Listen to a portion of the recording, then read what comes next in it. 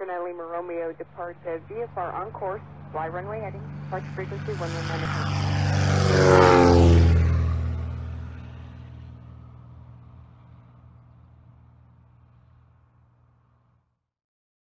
In this tutorial, we're going to show you how to set up the NFS Cirrus yoke with both Microsoft 2020 and also XPlane11.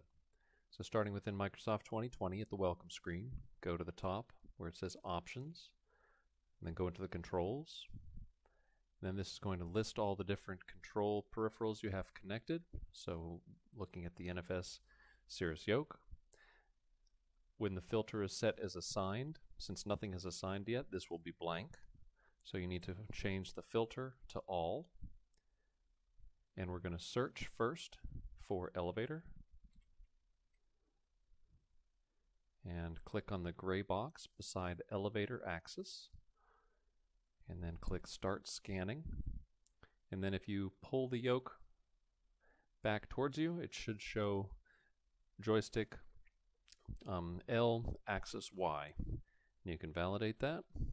And then when you move the joystick forward and back, you should see that it is moving. While we're looking at elevator, we can also do the elevator pitch down. So click on the box. You can start scanning and push the trim button to the top.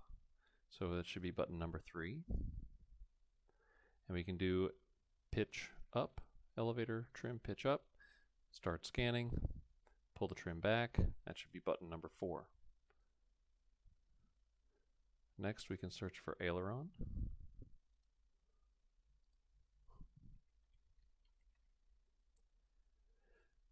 And then the aileron axis. Start scanning and roll the yoke from side to side. It should be axis X. Validate. And then here we can also do aileron trim left. So push the trim switch to the left, should be button 5. And then trim right should be button 6. Now for the push to talk button and also the autopilot disconnect button.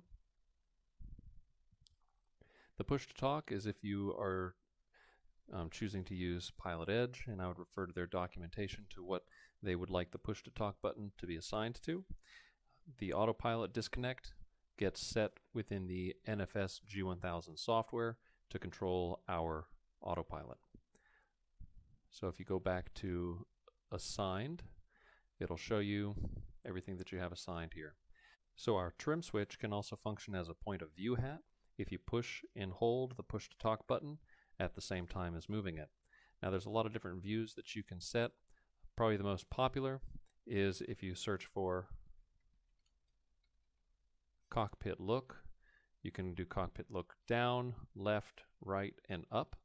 So for cockpit look down, start scanning. Before you click the start scanning, if you push the push to talk button and hold it, and then you click start scanning, and then you push the trim switch down, nose down.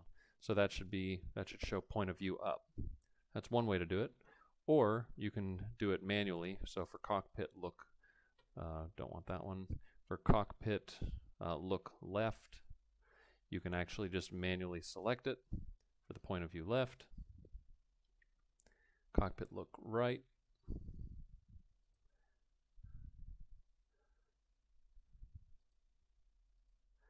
And then cockpit look up.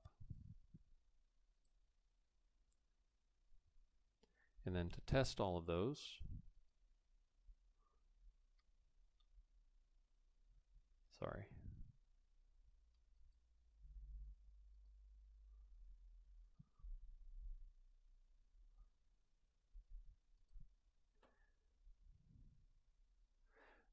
if you push the push to talk button and you move the point of view hat the way you want to test it,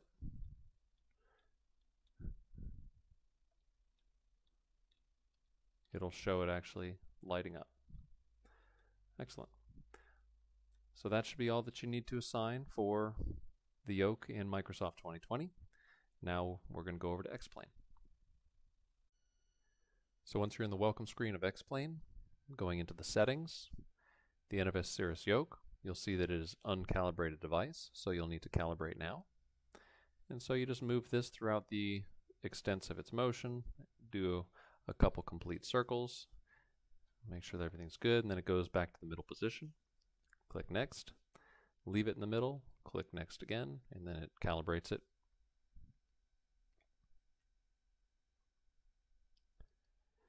In XPlane, the hat switch is automatically assigned. You don't have to worry about that. And button number 2 is the push to talk button. Okay. Number 3 is the Autopilot Disconnect. Remember, if you're using Pilot Edge, they'll tell you which button they want for that. In this one, the Autopilot Disconnect is set within the NFS G1000 software to control our autopilot. Now, button number 4 is pitch trim down, 5 is pitch trim up, 6 is pitch trim left, or roll trim left, and 7 is roll trim right. So we can set those. So pitch trim down, 5 is pitch trim up,